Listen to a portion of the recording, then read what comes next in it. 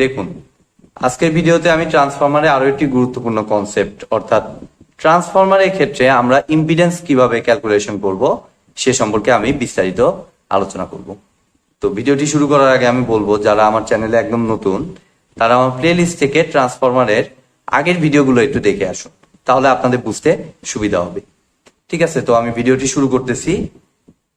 দেখুন, আমি এর আগে যে ভিডিওটি দিয়েছি সেখানে আমি বিস্তারিত এই দুইটা ইকুয়েশন সম্পর্কে আলোচনা করেছি। ইপি বাই ইএস, ইএসটা দুটোই পি মনে হচ্ছে, আমি একটু কারেকশন করে দিচ্ছি। EP by ES equal to NP by NS, অর্থাৎ যে ইএমএফটা ইনডিউসড হচ্ছে সেটার সাথে টার্নস নাম্বারের সম্পর্কটা সমানুপাতিক। আর IP by IS equal to NS by NP, অর্থাৎ কারেন্টের সাথে আবার টার্নস নাম্বারের সম্পর্কটা ব্যস্তানুপাতিক। তো আমরা এই দুটো ইকুয়েশনকে একটু কাজে লাগাবো। এখন কোশ্চেন হলো ইম্পিডেন্স কেন আসতেছে আলোচনায়। তো একটা জিনিস আপনারা দেখুন, এখানে আমরা কি করছি, ট্রান্সফরমারে প্রাইমারি সাইডে তার ইউজ করছি, আবার সেকেন্ডারি সাইডেও তার ইউজ করছি। ঠিক আছে, তো তার ইউজ করলে আমরা জানি যে কোনো তারের অবশ্যই রেজিস্ট্যান্স থাকে। তাহলে আমি রেজিস্ট্যান্স টার্মটা আমি লিখে নিলাম এখানে। আমরা জানি যে কোনো তারের মধ্যে রেজিস্ট্যান্স বিদ্যমান, তো সেই অনুযায়ী আমি রেজিস্ট্যান্সটা লিখলাম। এখন রেজিস্ট্যান্স প্রাইমারি সাইডেও তার আছে, সেকেন্ডারি সাইডেও তার আছে।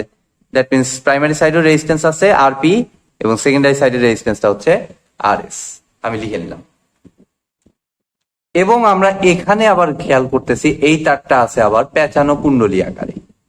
ঠিক আছে, তো পেঁচানো তার যদি থাকে, তারকে যদি এইভাবে পেঁচিয়ে পেঁচিয়ে ইয়ে করা হয়, তাহলে এটার একটা নাম আছে যেটা আপনারা এইচএসসি থেকে করে আসতেছেন। সেই জিনিসটার নাম বলা হয় হচ্ছে ইন্ডাক্টর। ঠিক আছে, বা কয়েলও বলে অনেকে। ঠিক আছে, তো ইন্ডাক্টর মানে হচ্ছে এটা আমার কি এক্স এল, এল দ্বারা ইন্ডাক্টর বুঝায়। তো এক্স এল, আচ্ছা এক্স পি মনে করি। প্রাইমারি সাইডে একটা আছে, সেকেন্ডারি সাইডেও কয়েল পেঁচানো আছে, দ্যাট মিনস এক্সএস। ঠিক আছে, আর ইন্ডাক্টরের ক্ষেত্রে এই ইম্পিডেন্সের আগে একটা জে বসে, J x P J XS. ঠিক আছে, তাহলে আমি এভাবেই লিখতেছি J x P J XS.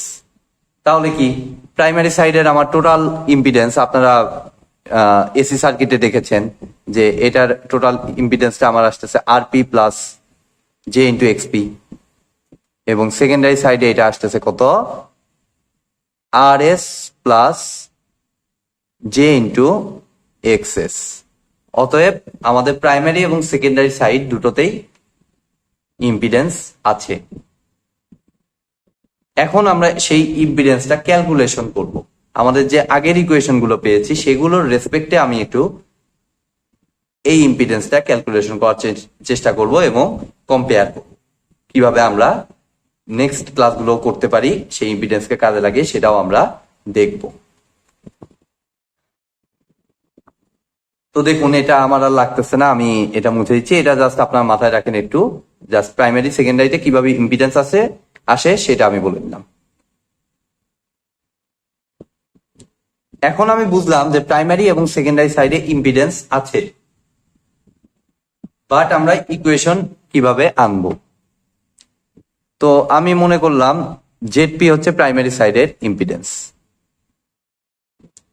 তো এটাকে আমরা কি বলতে পারি দেখুন তো, আমি কি এই জিনিসটা বলতে পারি, এই জেডপি মানে হচ্ছে voltage divided by current, simple equation AC সার্কিটের।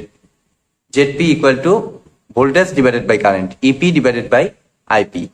এবং সেম সিস্টেমের সেকেন্ডারি সাইডের ইম্পিডেন্সটা আমি বলতে পারি ইএস ডিভাইডেড বাই আইএস। ঠিক আছে, তো এটা আমি লিখে নিলাম। এবার আমি যে কাজটা করব যে এই দুইটা ইম্পিডেন্সকে একটু ভাগ করে দিব। তাহলে ভাগ করে দিলে দেখুন আমাদের জেডপি ডিভাইডেড বাই জেডএস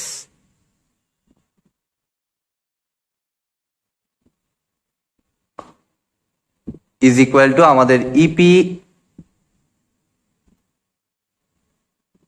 যদিও এই আইটা ছোট হাতের লিখতে হয়, এটা যেহেতু এসি কারেন্ট আমাদের এই আইটা এসি কারেন্টকে কিন্তু ছোট হাতের আই দ্বারা প্রকাশ করে। আমি আচ্ছা আপাতত লিখে ফেলছি তো সমস্যা নেই, আপনারা একটু কারেকশন করে নেবেন, এটা ছোট হাতের আই দেখার চেষ্টা করবেন। তো divided by ES by IS, মানে এটাকে ডিভাইডেড করতে হবে, মানে উল্টায় দিতে হবে। তো উল্টায় দিলে কত হয় আমাদের,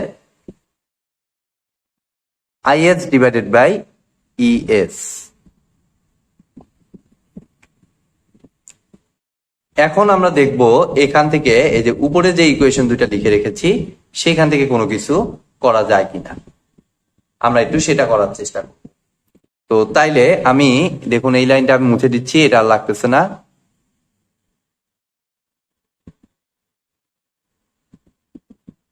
আমাদের জেডপি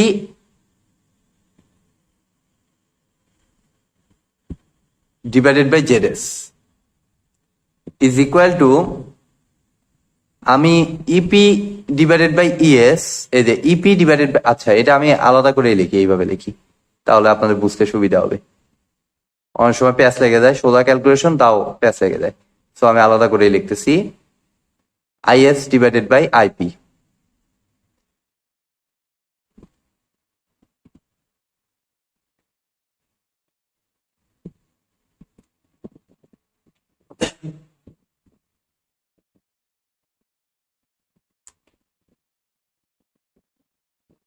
তো এখান থেকে আমি দেখুন ZP divided by ZS is equal to EP by ES এর জায়গায় আমি লিখতে পারতেছি এনপি বাই এনএস। তো আমি এটাই লিখতেছি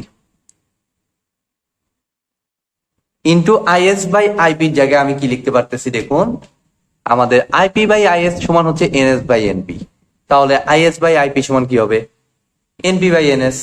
ভেরি সিম্পল, অর্থাৎ এখানে আমি লিখতে পারি NP by NS.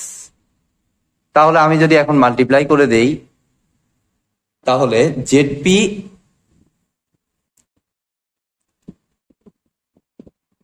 Divided by ZS is equal to NP by NS তার উপর হোল স্কোয়ার।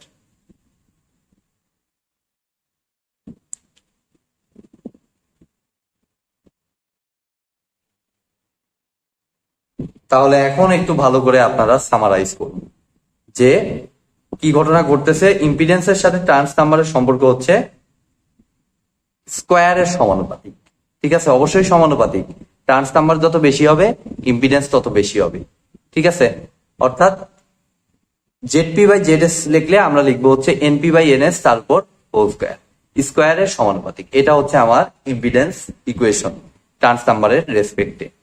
তো আমাদের কিন্তু এই তিনটা ইকুয়েশনই সমানভাবে কম বেশি ম্যাথে ইউজ করতে হবে, ঠিক আছে। এরপরে আছে আমাদের ট্রান্সফরমার ইকুইভ্যালেন্ট সার্কিট, ওখানে আমাদের বেশ কিছু টার্ম আছে, যেমন refer to primary, refer to secondary, এগুলোর রেসপেক্টে কিন্তু এগুলো মাথায় ক্যালকুলেশন করেই আপনাদের হিসাব করতে হবে। সো এই কনসেপ্ট গুলো অবশ্যই আমাদের বেসিক কনসেপ্ট, এগুলো একটু ভালো করে আপনারা আয়ত্ত করার চেষ্টা করবেন। অবশ্যই ইকুয়েশন গুলো একটু করে করে ইয়ে করার চেষ্টা করবেন, সরাসরি মুখস্থ করতে গেলে এগুলো কিন্তু মনে থাকতে চায় না, ঠিক আছে। একটু বুঝে বুঝে করবেন, তাহলে আর জীবনেও প্যাচ লাগবে না এই বিষয়গুলো নিয়ে। তো আজকের মতো ভিডিওটি এ পর্যন্তই। ভিডিওটি যদি ভালো লেগে থাকে অবশ্যই ভিডিওতে একটি লাইক দিবেন, বন্ধুদের সাথে বেশি বেশি শেয়ার করবেন, আর চ্যানেলে নতুন হয়ে থাকলে অবশ্যই চ্যানেলটি সাবস্ক্রাইব করবেন। ধন্যবাদ।